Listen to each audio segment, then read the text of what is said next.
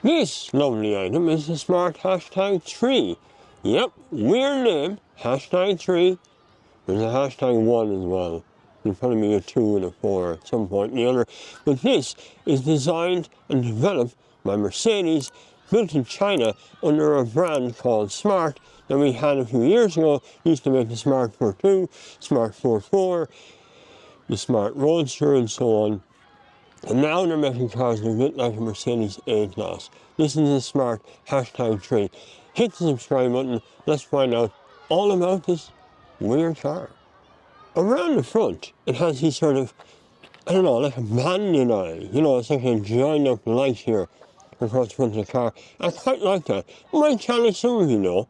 I know these things can be a little bit polarizing these days, as car design is a bit weird.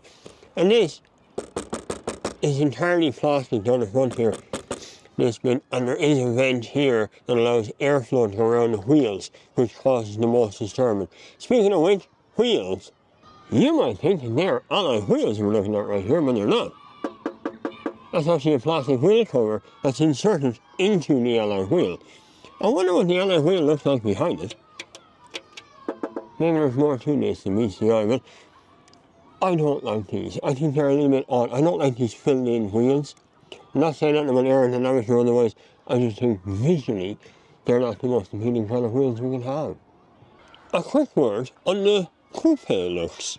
You can get this in a two-tone, so this roof line that swoops down to the back here comes in a different colour than black, you know. This one is white, well, some sort of pearlescent, and black on the top, but you can actually get that with a coupe coloured top as well. It isn't a coupe, let's just get over that, okay? It is a 5-door hatchback, but it's supposed to look coupe-like. If you've been in a Smart recently, you'll have seen this interior already. It's quite nice. This comes in a nice little white colour. This one here is sort of a gunmetal grey. These open 2 USB-C ports, wireless charging here as well. Can't find a way to turn off the wireless charger. Maybe I'm not looking in the right place. I just don't like my phone charging every time I put it into the storage bin. I don't want to see it while I'm driving. Stop looking at your phone while you're driving. Stop, stop, stop.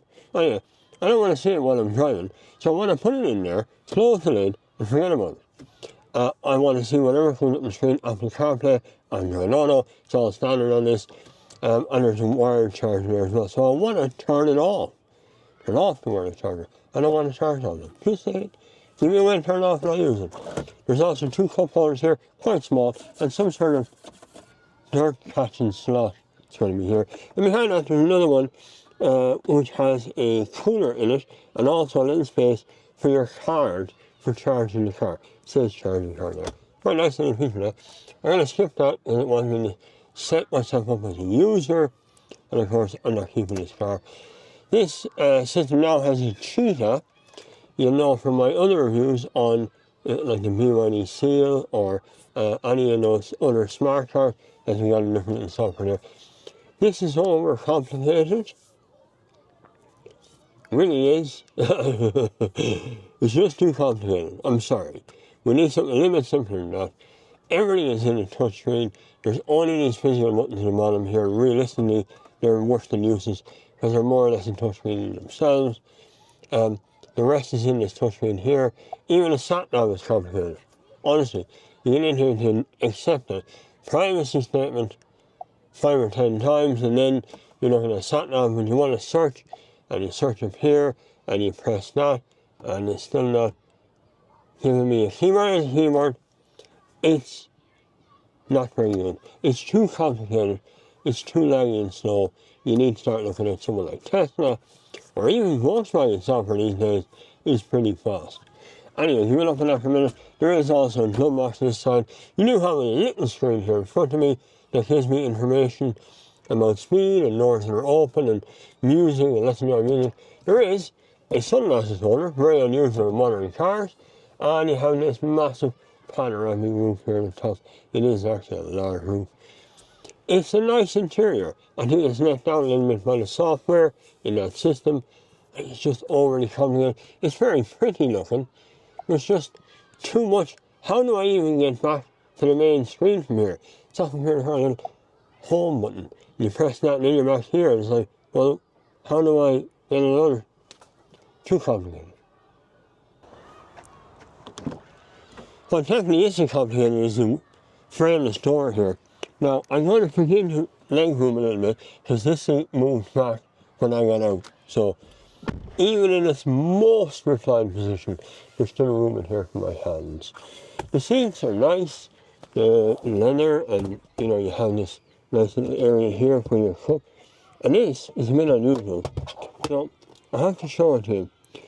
Instead of this folding down to allow squeeze through, it folds the other way. It goes into the boot. So I do find it a bit unusual. I don't know why they did that. It's very noisy. That happens. Also, the seats here can be folded, but it's actually a little bit more difficult to do. And you pull up on a tab there, and the seat belt comes with it. You can take the seat belt off, it is attached, and there is a little area to hold on to there. Let's just look at the boot, because I think it's going to be the problem for most users. So while the slope and roof line doesn't intrude into the boot space, you press the center of the A button. The electric tailgate gets out of the way, and you're left with a boot. The boot is very small. In my opinion, it's actually quite small. It's just a little over 300 litres, 320, 330. But you really do feel it in this car. It is very small, because this lifts up and there's more space underneath.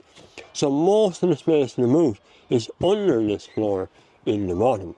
And you can feel it in the back seat, just how much batteries are under the seats, under the back seat in the boot, because it's quite small. And for families, that's going to be a bit of an issue, I think, because this is a family 5-door hatchback. Anyway, let's get on the road and discuss it a little further. So yeah, sorry, a 62 kilowatt hour usable battery in this car. I can feel it when you're moving along. You feel that weight underneath the car. Funny, because that's become less of a problem over the last, 12 months or so. Cars seem to get the grips with that weight underneath. But it's a pleasant place to sit. Lovely bright interior, bright cabin. It's a nice place to hang out. I'm not even going to be annoyed by this car so much as the fact that it's, well, over 50 grand. It's 51,000 for this one, for the premium one. It's the one you actually want. Nice glass roof on it, touch screens, it's got all the good stuff in it. So it's kind of the one you want. For the 51 grand, you would get almost all of this in a 42,000 euro Tesla. Just saying, a Model 3 starts at 40 grand, I think now, with the Chinese import duty on it. It's about 40,000 euro. And you would have it. Like it's under driveway, 40 grand, and you're going to get everything that you have in this. So it's hard to say that 51, styling aside, the styling of this is better. You hear that noise? I just went over the speed limit. And so the car is having a conniption. Again, the way they've employed the systems here to try and keep you obedient, try and tell you how fast you're going, are really annoying. Really, really annoying. They really do. Alarm, alarm, alarm. Actually, the whole time, it is very annoying. That aside, maybe a software update will fix that problem. I'm not sure. So yeah, you do get a lot of kits. You get a lot of stuff in it. It's a funny name, Smart Hashtag 3. I quite like what BYD is doing. BYD Dolphin's very nice. BYD Seal is very nice. I think they're very nice cars. And there'll be a main competition with this car, as is Hyundai and the rest of them. But at 51,000 euro, I think I'd probably save myself 10 grand and just buy a Tesla. I know that seems like a throwaway comment, but the Tesla supercharger network is very good. Tesla software is out of this world good. Yeah, Tesla's not perfect either, let's be serious. Tesla ain't perfect by a long way. But they do have some really good ideas and really good operations that work very well. And so, I left a bit of a conundrum. A Mercedes version of this, I think, is about 10 grand more expensive than this. So, like an EQA, you might pick up a used one around the price of this brand new, but it's about 10 grand more to buy an EQA over this. Then you have people like Polestar who are doing very interesting stuff in around the same money. You know, the competition is really heating up now, and I'm not sure how Smart fits into it. And I'm not sure Smart knows how Smart fits into it.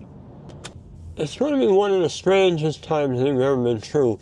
Car sales are down 50%, give or take. And electric car sales are down 50% as well, so that's even worse. Where does this fit in? Where are we going to get the cars from? Where are we going to get the sales from? Like, this is every single sale counts moment. That's what we're looking at right now. Every one sale of one car is going to be important. And yet here we are. I haven't met anyone from BYD or from Smart internationally to ask the questions, what they're doing. I've met designers or the European divisions. You know, it's hard to say where this is going because there is stiff competition at the moment and every sale counts. Anyway, thank you very much for watching. I'm on the water right now. It's all fine. Range is not a big deal these days. Thank you very much for watching. I hope you hit the subscribe button. Look after yourselves. And until the next time, I'll see you on the far side.